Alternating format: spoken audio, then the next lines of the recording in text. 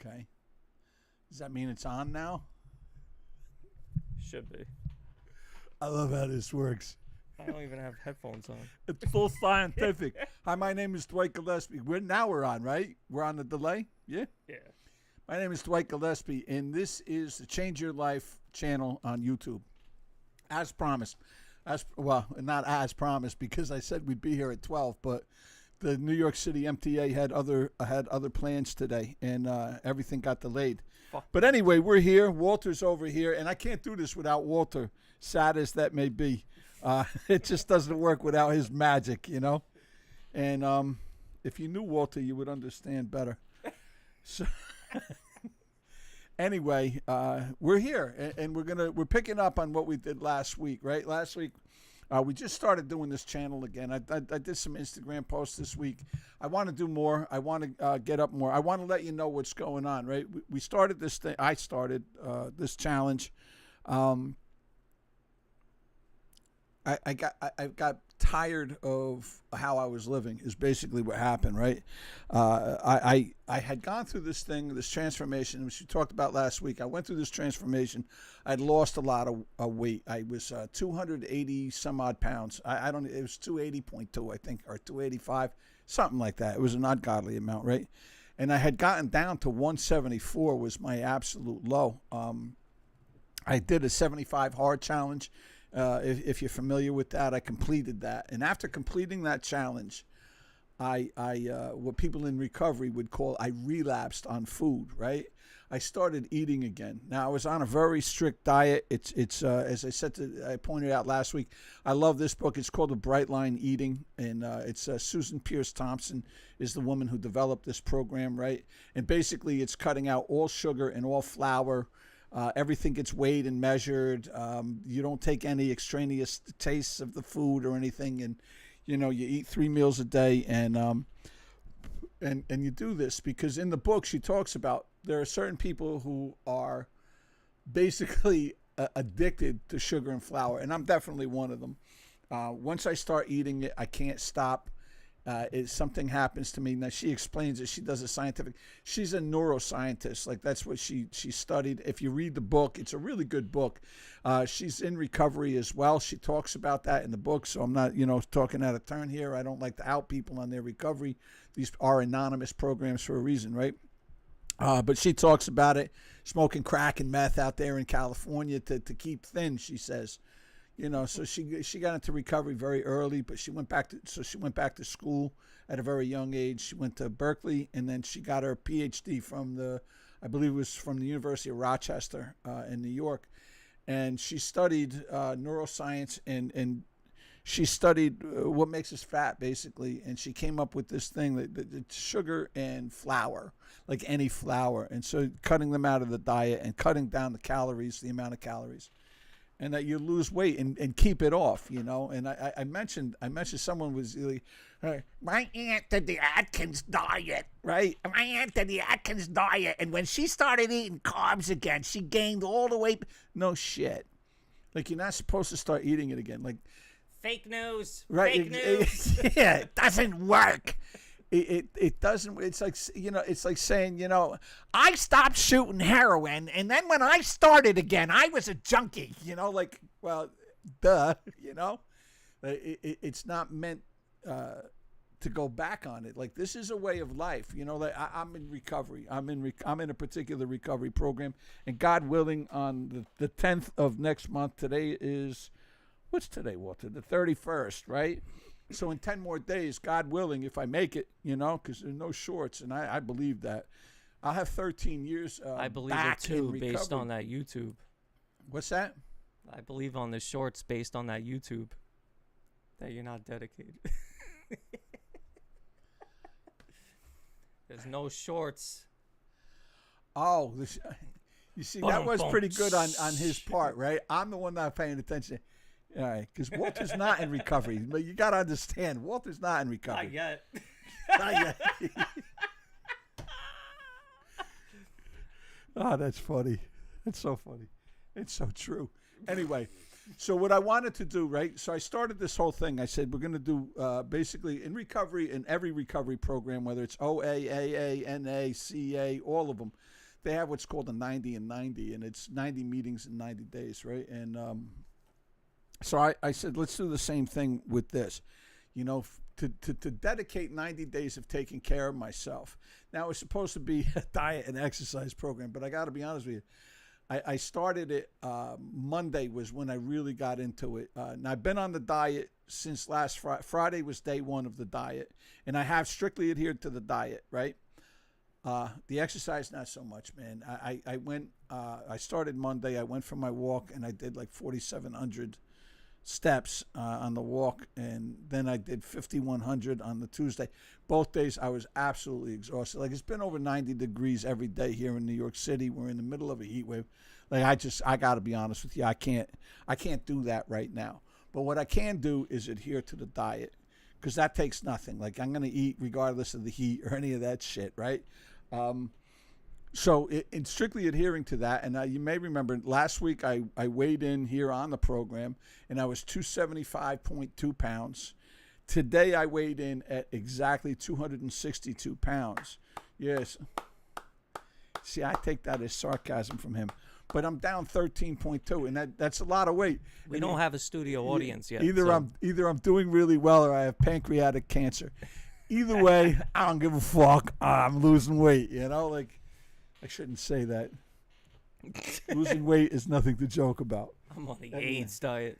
Yeah, they call it the stem fast. I've heard people the stem fast. That's crack or meth. Because I'm on the stem fast diet, man. Anyway, all I do is smoke. I don't have to worry about food at all. That's what Susan Pierce Thompson actually talks about in her book. She's like, she smoked meth and crack because it kept the hunger down, you know. And then, like so many people, she came into recovery to get off of those things. And they say, you put down the spoon, you pick up the fork, and she started eating, and she blew up. She was like 300 pounds. I did the same thing, and so that's how that's going. I've been able to strictly adhere to this diet, and I was talking to somebody this morning. I was talking to a dear friend, and I love Gracie. God bless you. And we were talking about it, and I know her from recovery, obviously. And I don't possess a dimmer switch. You know what I mean? Like, for me, it's either off or on. Like, I don't understand moderation. I remember I had a shrink once, and she said, "Dwight, you have to find the gray." And I'm like, the gray, like. There's some words again. Oh, wait, my mic was off. Dr. Gray? Dr. Gray, yeah. Does he give out good scripts? Fuck, my mic was off, so I missed it. There's words like moderation. Another one that I love. What is it? Geez, I can't even think of it right now. Where you commit to something. Dedication. Dedication. That's one. Well, dedication isn't. No, that's not it.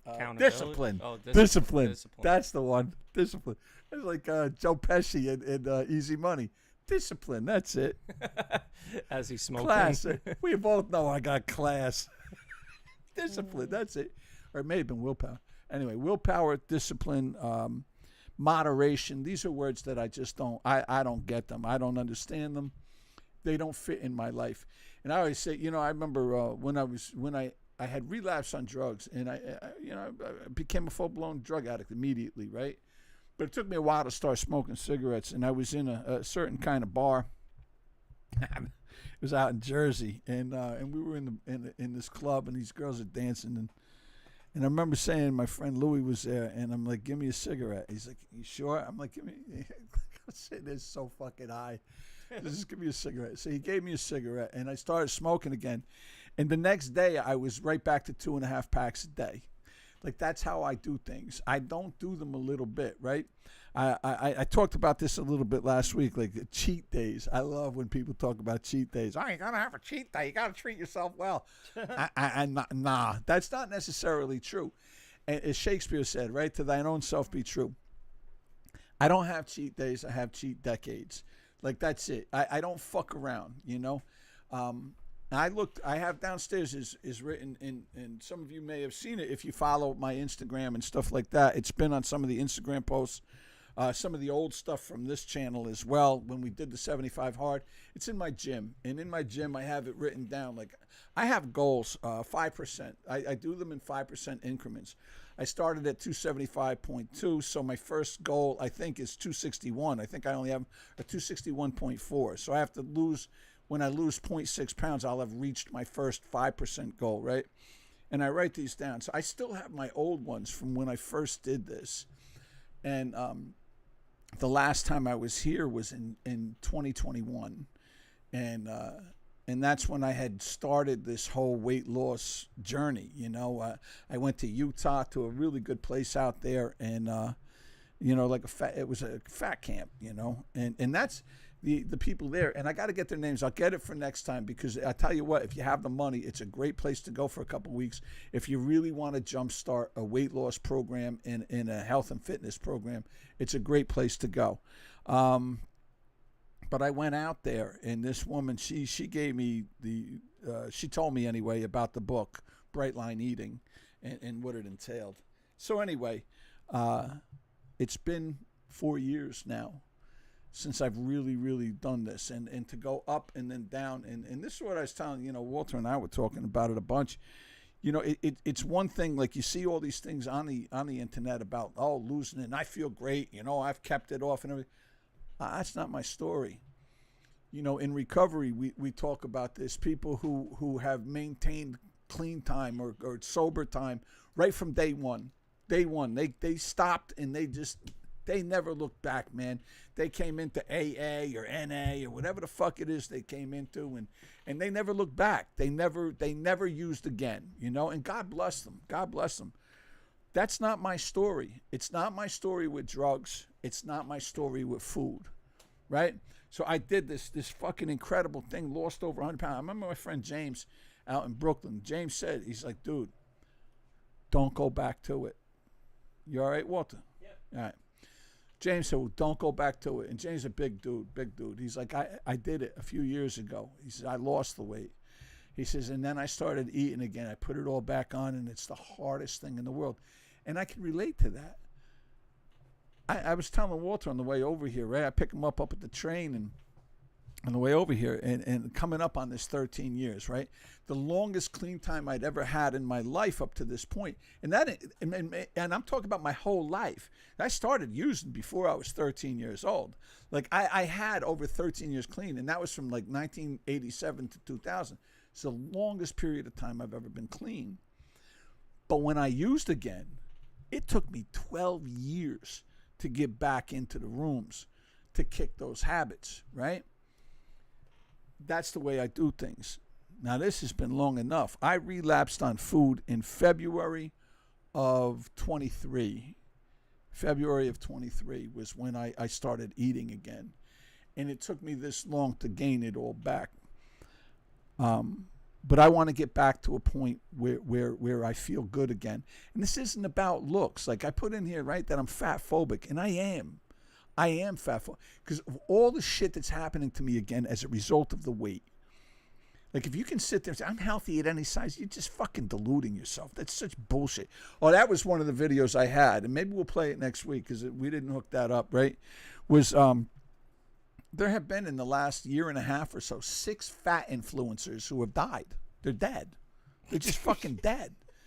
Young, under 40. Like these people are under 40 years old. And they're all people, you can be healthy. No, you can't. You can't be healthy at any size. Now, I know I've talked about this a lot. The young girl that I got into a thing with on Reddit, you know, and she's telling, oh, you're fat phobic. And I'm like, oh, my God, you don't want to be called names. This is a couple of years ago, right? And I'm like, oh, man, you know, they're going to cancel me, right? You can't cancel what doesn't exist. You know, like I don't have any presence anyway. But I thought about it. And I said, yeah, you're right. You're right. You know, and you must be young because your knees aren't hurting yet. Your hip isn't hurting yet. I got all my medications in the other room. I'm taking 4 fucking medications a day. I was off all my medication, and all my medications are centered around my heart. Like I have a bad heart. I had a heart attack when I was still using drugs. So it's about 15 years ago. I had a stroke, right, when I was using drugs. So I've been through these things, right? And I was off all my medications, and I'm back on every one of them now. Because of the weight. because I'm a fat fuck, man. So this isn't about looking good. I'm 62 years old, and to be quite honest with you, my feelings about women, I ain't worried about attracting women anymore. I've had enough abuse, thank you. That's something I've been able to stay away from. But anyway, it's about being healthy, right? And that brings us to something else, right? I made a note here. This is, why do we consider hurting ourselves a treat, right? I'm going to give myself a treat. What? I'm going to eat a gallon of Haagen-Dazs. Like, yeah, I gotta slowly kill myself with food. That's a treat. Yeah, it's a treat. It's the same thing with dope. Yeah, I worked real hard today. I deserve a bundle of fucking dope to go to sleep to. Hey, don't worry though, because I got an 8-ball of coke to wake up with. Yeah, okay. Yeah, like nothing, right? Dangerous ground. So, okay, this was something I'm reading, and I love. This has been great, man. This is the Tolstoy, and I started talking about this last week, right? Yeah, hold on a second. Made some notes. Yeah. Tolstoy said that to understand the meaning of life, and this is when I'm going to talk about a higher power, a God. Like, why all of this stuff hit me so hard right now, right? I had a friend who I don't really associate with much anymore. And it's not because I don't love the man, I do. It's because I can't be around the negativity. I just can't listen to it anymore. I had enough problems in my own life where I can't handle other people's misery as well. Like I can't do it. And it started making me question everything about life. Like, what the fuck are we doing here, right? And that's a huge question. And so many people ask this question. And we talked about this last week as well. And I thought that this is a great time. Tolstoy questioned this. Tolstoy said he hit 50. Now, Tolstoy, if you know, right, he wrote War and Peace, Anna Karenina, 2 great novels. Like, anyway, at 50 years old, he says, well, what the fuck is it all about? Now, he was born into an aristocratic Russian family, highbrow, he was a highborn Russian. And he questioned, like, what is the meaning of life? Like, without God, because he was an atheist, right? I'm not an atheist. But anyway, we'll get to that. And Tolstoy said that to understand the meaning of life, I must repudiate my reason, the very thing for which alone a meaning is required. Right? So in other words, in order to find the meaning of life, I have to give up the very thing that makes me ask the question in the first place. He realized he was asking the question incorrectly. He was asking the question from a finite perspective. However, it's an infinite answer. And it must be asked from an infinite perspective. And I thought that was fucking brilliant, man. We live, we die. But all goes on before and after us, right? So this time exists. This time before us, time after us. So what are we doing here, right? And this is what Tolstoy was thinking. He's like, what the fuck? Why bother? Like, this is all for nothing anyway, and then you're just fucking worm food. Like, why don't we just kill ourselves and get all this over? Why do we deal with the pains of life? Because like the Buddhists say, right? Life is suffering, and so why do we do this? So why do we care? What purpose is there to it? There must be an answer outside of the finite. Why don't we all, I'm trying to read my writing, right? In here, I said, why don't we all just become zombies in their cities, strung out on drugs? Like, you go on, you look at the videos of Kensington, Philadelphia, or Baltimore. Like I say, I found that other site. Like, these people are just like, that's their whole fucking life. It was my life. Like, drugs were my fucking life. And why stop that?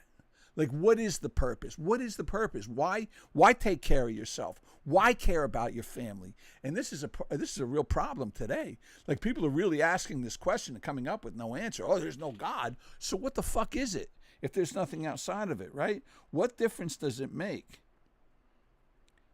We get so caught up and this is me, right? And this is something that I came to, a conclusion that I drew from all of this. But there was also another thing here I wanted to whatever the faith might be and whatever answers it might give, and to whomsoever it gives them, Every such answer gives to the finite existence of man an infinite meaning, a meaning not destroyed by sufferings, deprivations, or death. And he's talking about faith. Like, faith is really the only thing that gives you any relief from those things, is faith. And what the conclusions he started to draw were that faith is the only thing that gives life any meaning, and faith in the infinite, not the finite. And it was an interesting concept, because what he was saying basically is, if we only think in finite terms of me, I am the center of all of this, right? And my immediate surroundings, and I'm going to get what I can while I'm here, and then but why bother, is what he was saying. Like, who cares? Who cares about any of it? Like, so there has to be some meaning outside of this, especially if you're a rational human being. And that's what he said. He thought he was so intellectual that he was above it, right? He was above thinking of God. He was above thinking of this divine power, or this intellectual thing outside of us, right? Like, what is it? And he came to the conclusion that it must exist, that there must be something very divine to it. And I kind of lost my train of thought on there. I got stuck on a word in my head. There's another guy here who wrote a really good book, and it was Norman Geisler and Frank Turek. And I'm going to tell you, like, I read this book. It says, I Don't Have Enough Faith to Be an Atheist, which is a very good book, right? And I enjoyed it. I enjoyed the first half of it, okay? And I say that because I don't necessarily believe that you have to conclude that because there's a God, it's a Christian God. See, and that's where I think people get tripped up. Now, I haven't read, I have Tolstoy's, the next book I'm going to read by Tolstoy is My Religion. It's called My Religion. And that's the next one on the thing. I just finished this. The first one was A Confession, where he talks about this and how he came up with this idea that there has to be a God. And it's really his search for his spiritual base. But this is part of, like, I've been arguing for a long time, right? I talked to my friend Peter out there. If anybody, is anybody watching it all? I don't think at the moment. That's a bummer, because this is really good stuff. That's all right. I'm watching. Well, I appreciate that, Walter. I do. I really do. Anyway, what was it? Oh, Tolstoy. I'll keep the camera on me so you could feel like, there's a viewer. Somebody's there. All right. So anyway, talking to my friend Peter, I said, that I've always believed in God, but I believed in God from an intellectual standpoint. I think intelligent design is a prerequisite. Like, even Einstein said that there had to be something divine. There had to be something supernatural, right? Supernatural to the beginning of it all. After all, you have something which all of a sudden appears in nothing and carries with it the all the material for the universe. It implodes on itself and then explodes, and from that is you have the universe, right? The ever-expanding universe, they say.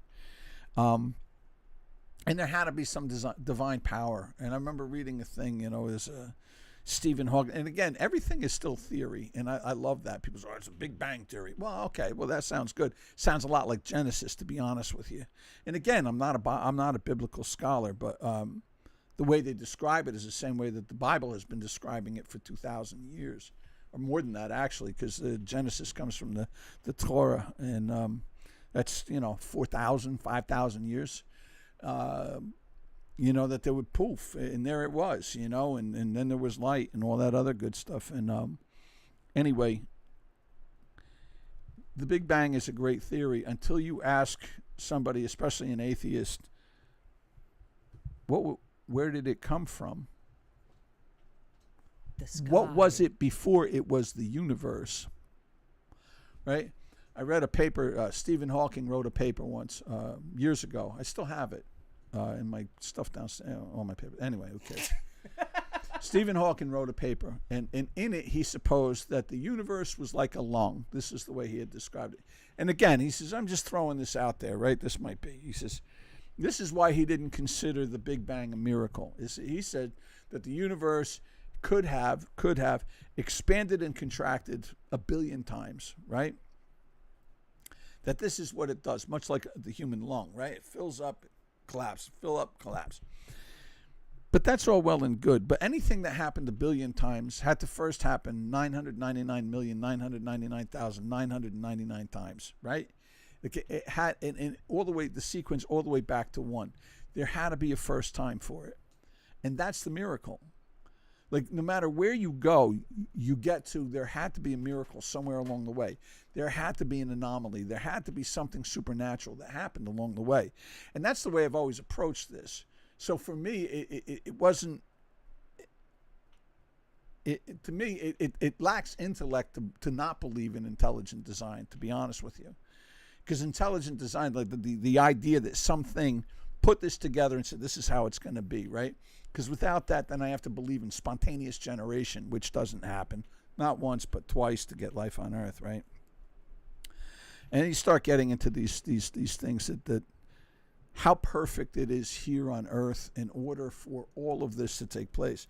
And that's where this comes in. I don't have enough faith to be an atheist, right? And I agree with this, because atheism to me is just as confounded as any religion, right? And there are certain constants, and this is what he goes through in here. There are certain constants in the universe that make life livable, right? That bring life to us. First is the oxygen level, and this is on Earth.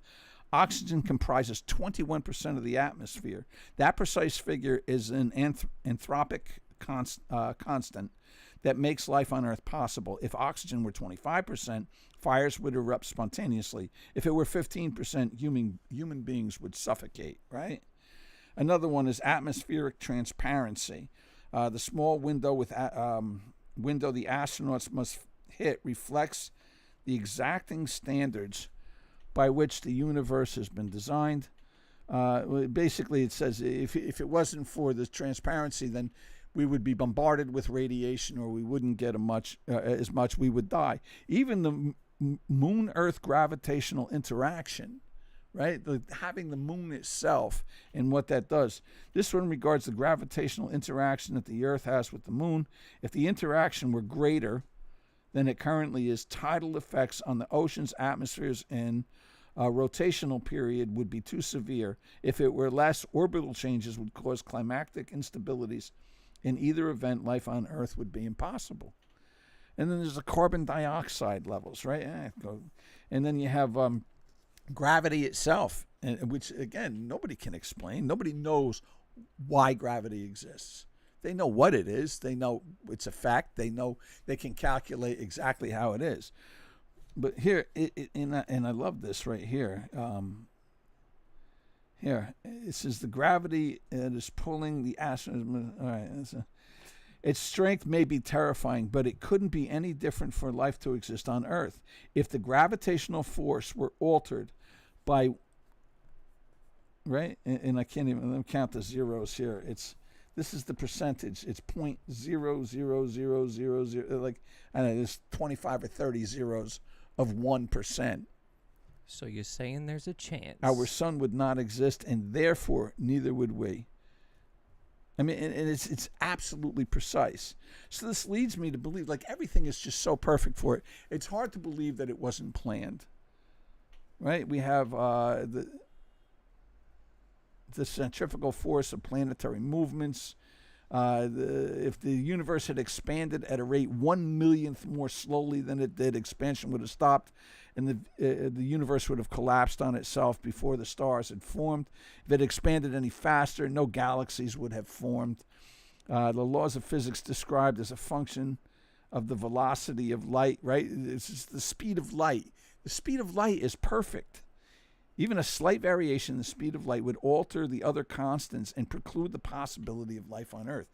I mean, and this just goes on. Water vapor levels, Jupiter's orbit and how that affects us here. All of these, the thickness of the Earth's crust, these are all perfect constants, without which life wouldn't have formed, right? On top of that, you had to have the perfect alignment of amino acids. We talked about that last week. Like none of this would take place if it weren't perfect. And what that tells me is that something had to put these in line.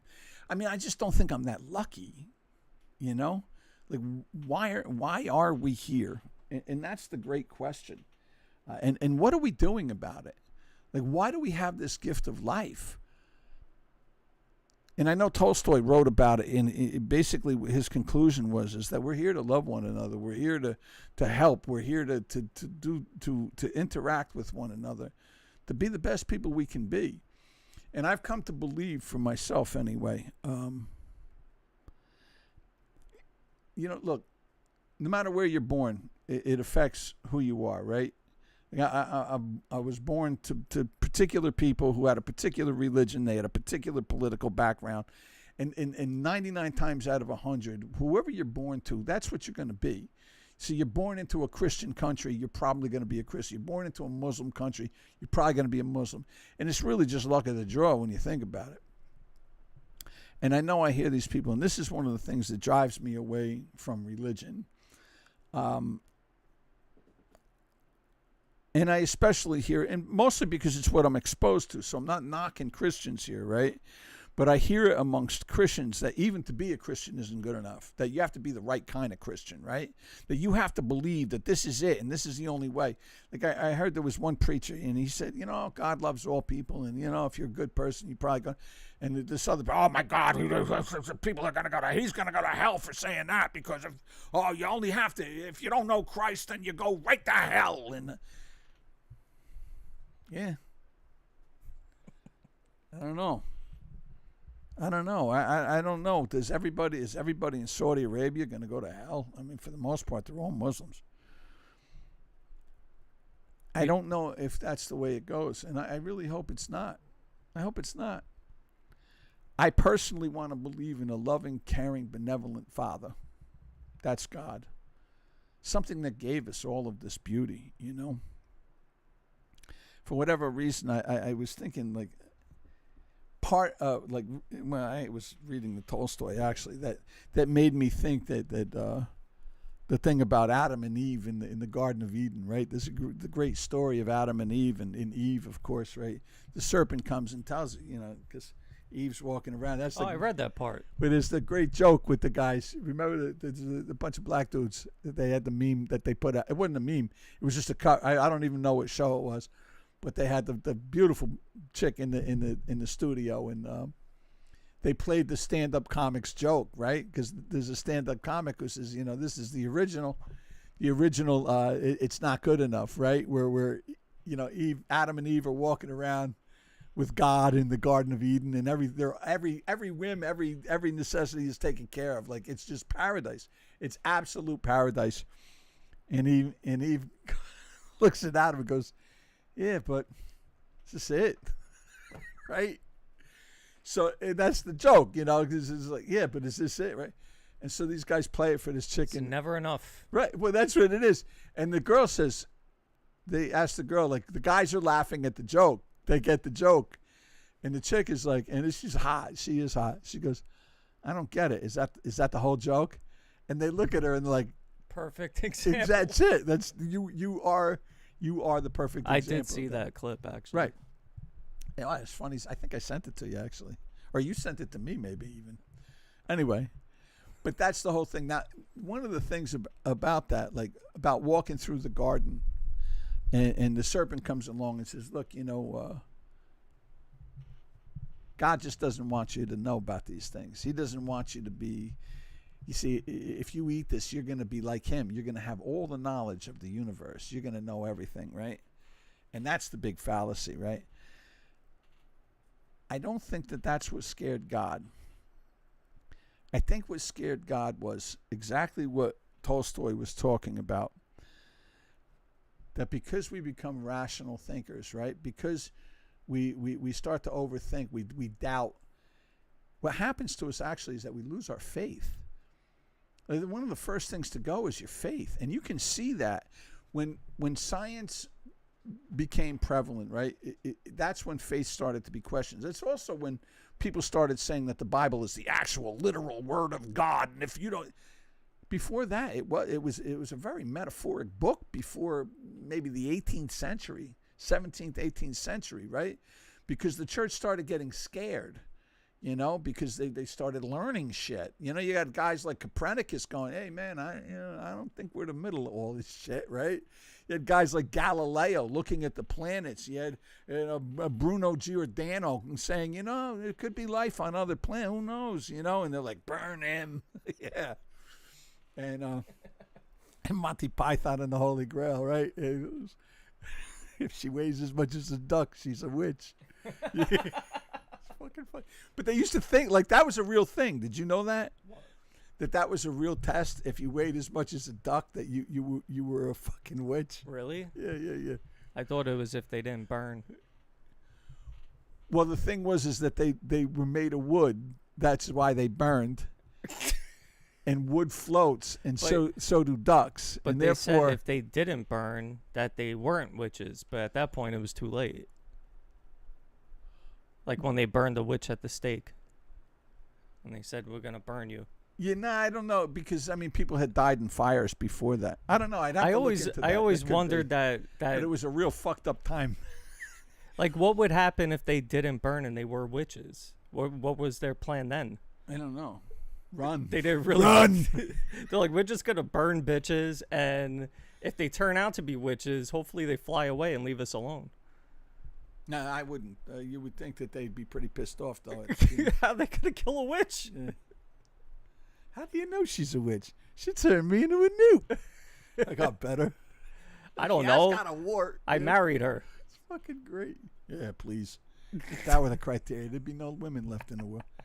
Anyway, you see now, you were talking about like everything going on in the universe, and anyway, the losing faith. We were talking about it, but there was a particular thing in my head. Losing faith, and that's what happens from rationale. I got into a thing with somebody, and this was they're like, basically the thinking is this, right? Like I've read Dawkins, I've read Harris, I've read Hitchens, I've read all of these guys, right? And the only thing that they've convinced me of is that we don't understand God. That there's just probably a good idea that we don't understand God.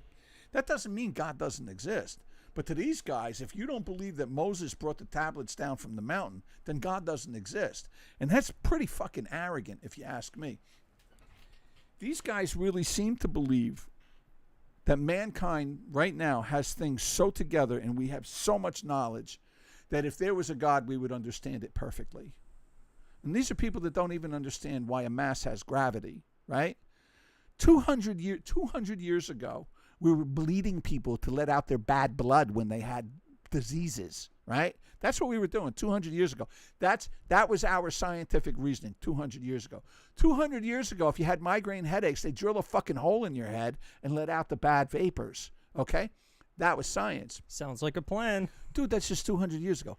In the grand scheme of things in the universe, man has been here for nada, nothing, no time at all.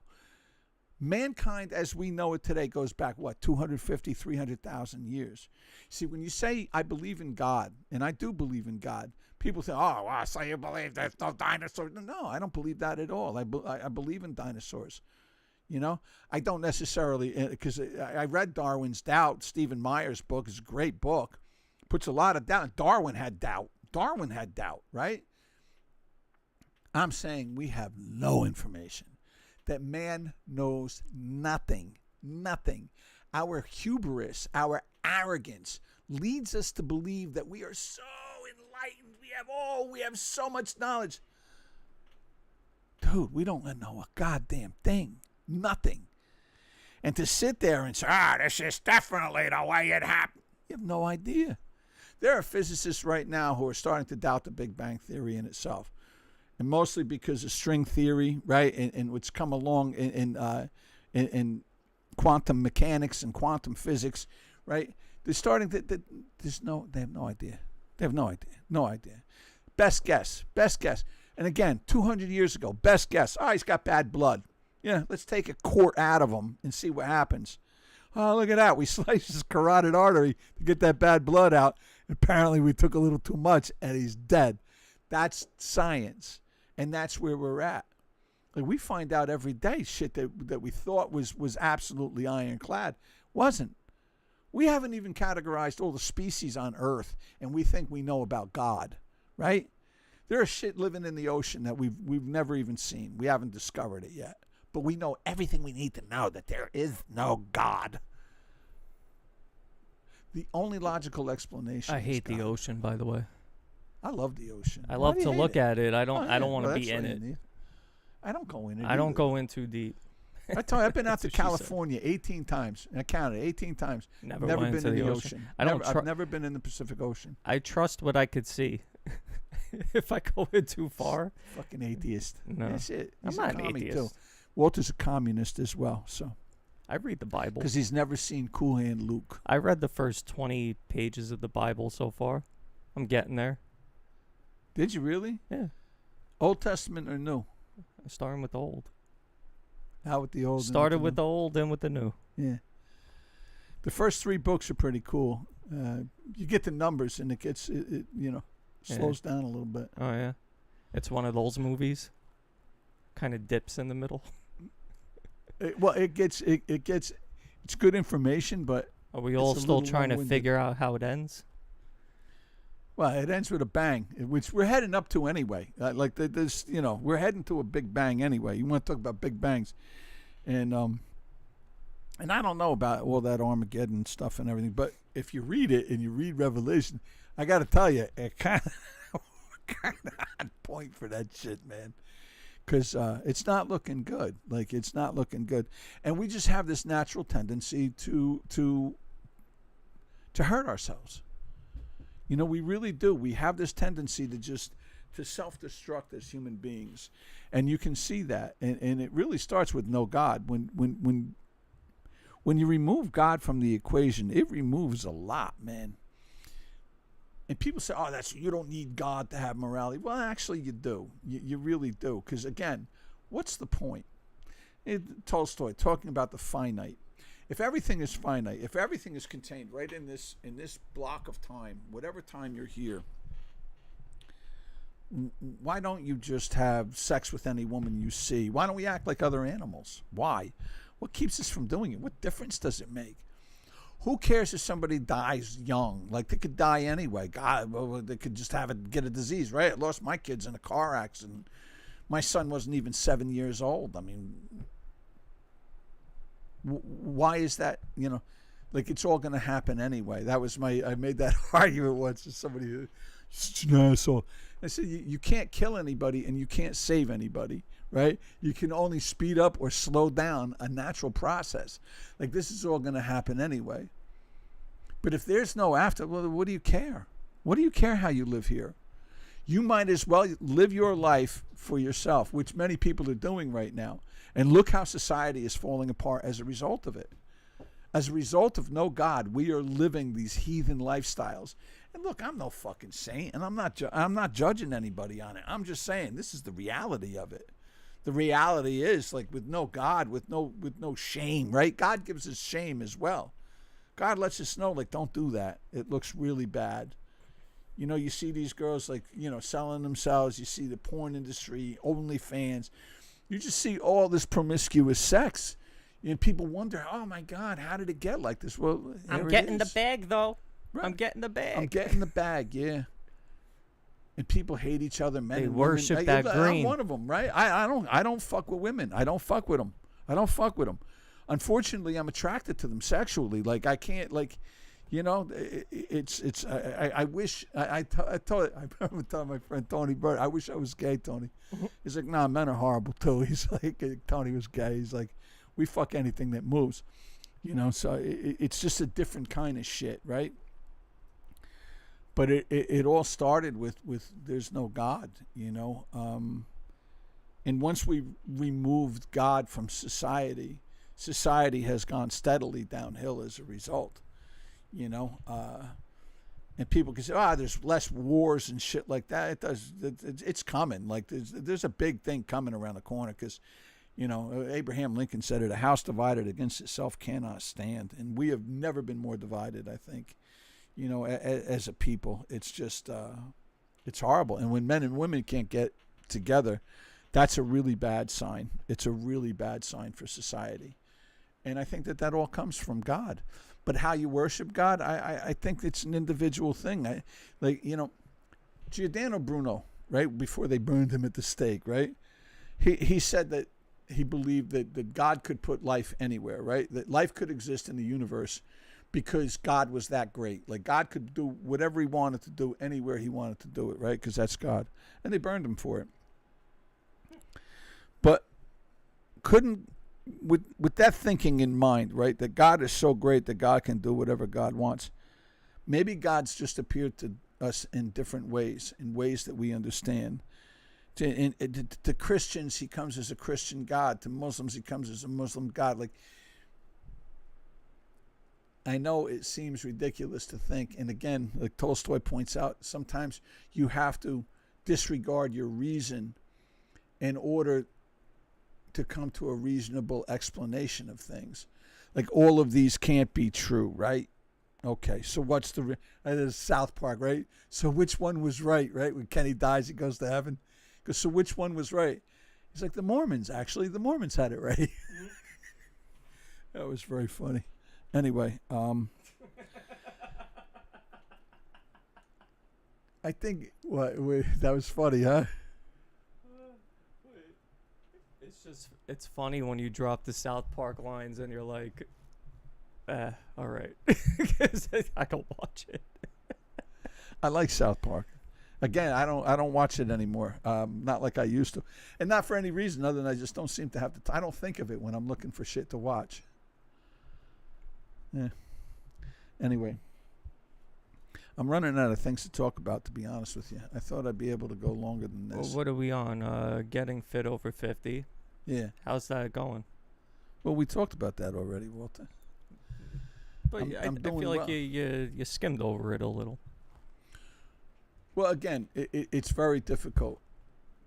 My breathing has been very labored in this heat. The heat's been really, really bad for breathing, and that's one of the things that got me when I was doing the walking. Like, you know, I was trying to. What I did, like, I laid out this plan, right? I had this whole fucking thing laid out. Waking up at 6 o'clock in the morning, which I've been doing, and then go for a walk, and, you know, do this, do that, come home, have breakfast. You know, prayer, meditation, all that stuff. And the only thing, like, I couldn't do the exercise. It was just too much. But I have been doing the other things. Oh, the book. My book is coming really well. I got to, in fact, here's the manuscript. The only part I haven't printed up yet is the end part. And this is, and it is untitled. I haven't titled it yet. I don't know what to call it. I'm going to let Walter pick a title. It's got some girth to it. It's missing probably 60 pages. And I forget how many this is. I think it came in at like 253 pages. Right now, as it stands, and it's short by about 13,000 words. So right now it's at 77,000. And I know because I was editing last night, and it was 77.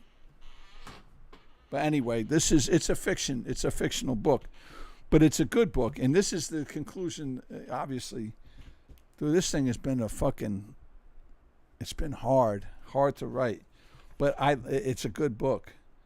I gave a copy to Walter. Walter, how far are you getting that?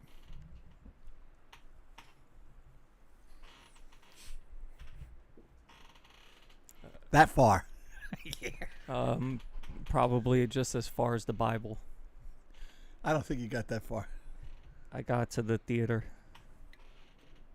The theater. Oh, that's not bad. I'm telling you, I read a little. Well, it's really good. It has nothing to do with you. It's more with my attention span. And I never get back to things. So I went in, I read it, I felt good about it, put it down, never picked it back up. I can read a part for you. I'm still halfway through American Psycho, for God's sake. I can't get through him describing his suit. Yeah, I didn't think American Psycho was a great book. Better movie. Oh, amazing movie. I relate.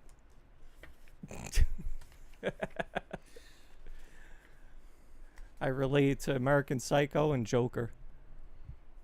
How does that speak to you? I'm sorry, what? I relate to Joker and American Psycho.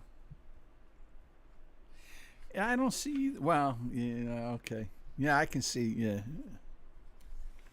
I'm glad I'm on your good list.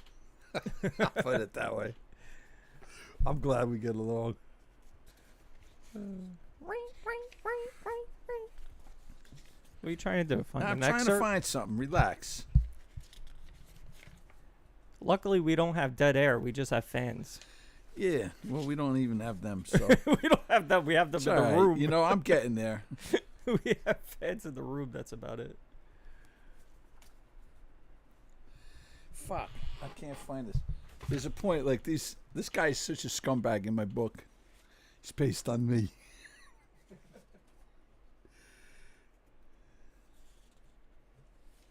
I gotta find this because now it's something.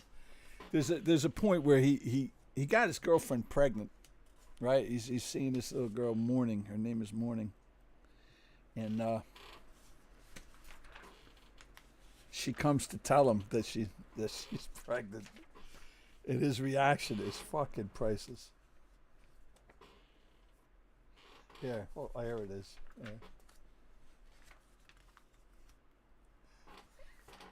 Because I could see me doing this. And he's all fucking. He got caught the night before. He got caught because he's in a hotel room and his brother's autistic and he brings his brother everywhere he goes. But he's autistic to a point that he's uncommunicative, right? So he's in this cheap hotel room with his best friend's girlfriend, and he banged her out all night long. And his brother got sick, so they had to go to the hospital, which meant his mother had to come because this kid, he just turned 18 years old, but he's got to get his mother to come and see to his brother because they need the insurance and everything. Anyway. And so this is the next day after that, and this is the kind like he's absolutely fucked up, and this is when his girlfriend comes to tell him that she's pregnant, and there's a knock at the door, and whoever it is won't go away. Some people just can't take a hint. The way things have been going, I just don't feel like answering the door. By the way, he's had like these horrible dreams the night before. So anyway, I don't have a shred of doubt that what's the matter? I don't have a shred of doubt that whoever's on the other side of that door brings with them more bad news. I can vaguely hear someone outside calling my name. It's a girl. I'm still in the gray haze between sleep and consciousness. I love it too. It's like a free high. I reluctantly pull myself up to the window above my bed. It takes all the energy I have. I open it and stick my head out. It's Morning. The person, not the time. She seems upset. Fuck, she must know, right? That he was banging his best friend's girl. So I wonder how she found out. If she turns into Gina, I don't care. I'm going to punch that bitch right in the face because that was the dream he had. Anyway, I see nothing, but she sees me. I say nothing, but she sees me and calls up. Luke, come down and open the door. I have to talk to you. Please hurry. This won't be good. Jesus H. Christ. I don't feel like doing this right now. I don't want to be here. I want to disappear, fade away. I just don't want to be me for the next month or so, maybe a little longer. How long does it take for people to forget the horrible things you do to them? I pour myself out of bed, grab my smokes, and shove them in my pocket. I'm still dressed from the night before. I stumble over the trash strewn about the room and make my way to the hallway. I force myself to move my feet down the stairs. They feel like heavy bricks thudding against the creaking wooden steps. I make my way through the kitchen and open the door. Morning is crying. She hugs me hard, as though she hasn't seen me in months. I feel her whole body press against mine. The fresh scent of her hair fills me with warmth. I hug her tight. I know I'm going to miss her so much, because he's already planning. He's going to leave her, anyway. I love her. She's so small and delicate, almost fragile compared to, well, it really doesn't matter. She can't possibly know about Gina and me, right? That's the girl he fucked. If she did, I'm sure this would be the last place she'd come, especially with a loving embrace like this. I speak to her without breaking the bond. What happened, baby? Why are you so upset?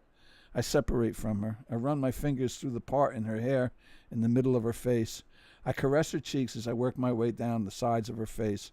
I kiss her lightly, reassuringly on the forehead. I take her by the hands and lead her to the front stoop. Here, sit down, take it easy. I guide her to a seat. I'm still a bit unbalanced myself from just waking up. I pull out my cigarettes, whose box, by the way, isn't as crush-proof as the people at Philip Morris would have you believe. I'm just saying. I light two and hand one to Morning. She shakes it off. I shrug my shoulders and put hers out. I want her to get to the meat of the story quickly. It's not that I don't give a shit or lack compassion. It's just that I have a few things to discuss with her as well. I have to keep my word to Rose. That's his mother. Rose is no bullshit.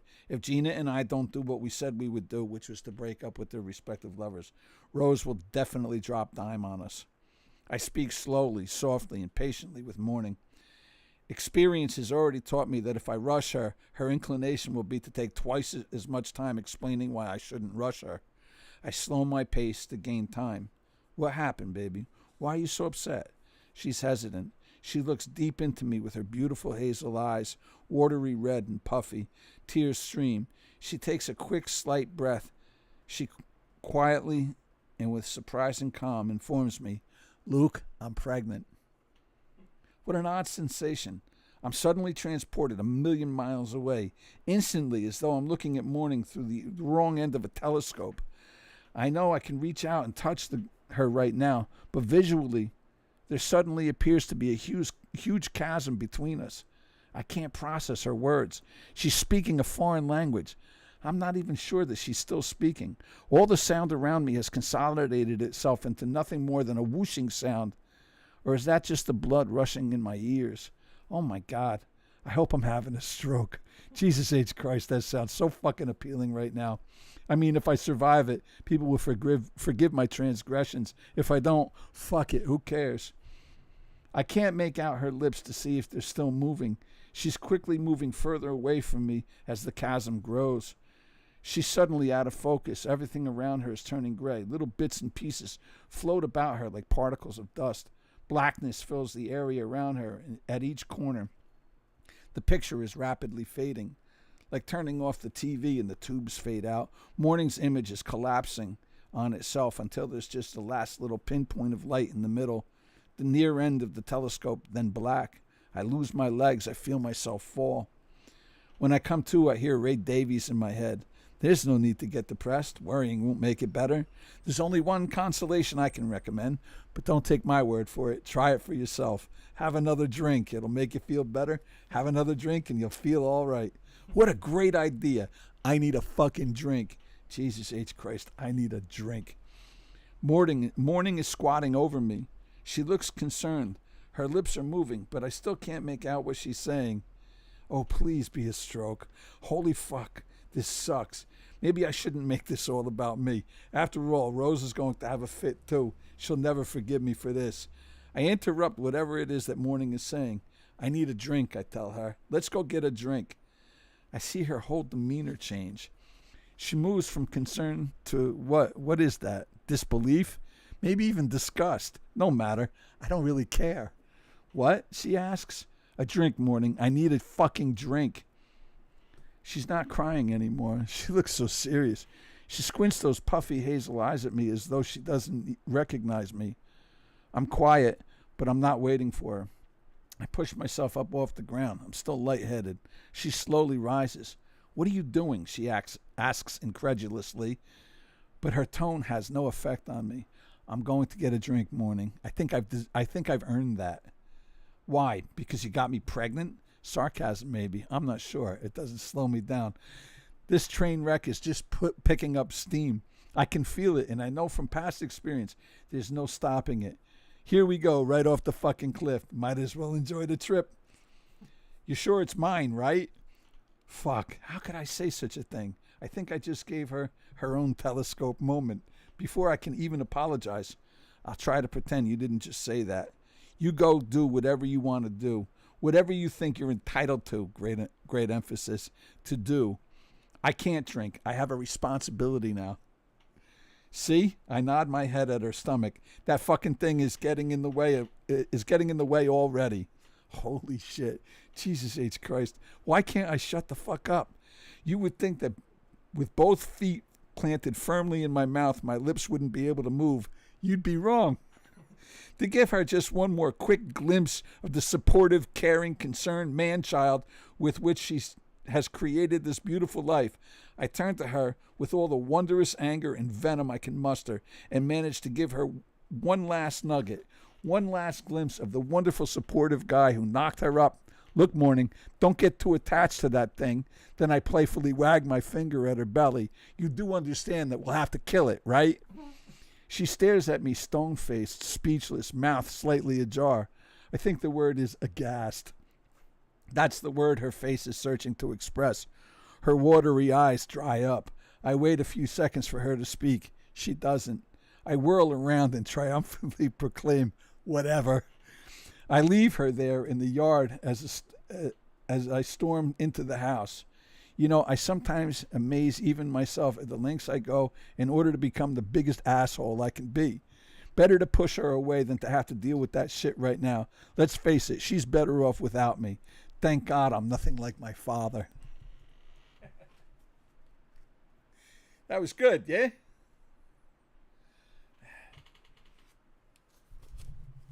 That was good. Make a good scene. Walter and I are looking to make a movie. A24, here we come. Hey, you know what? We could do something like that.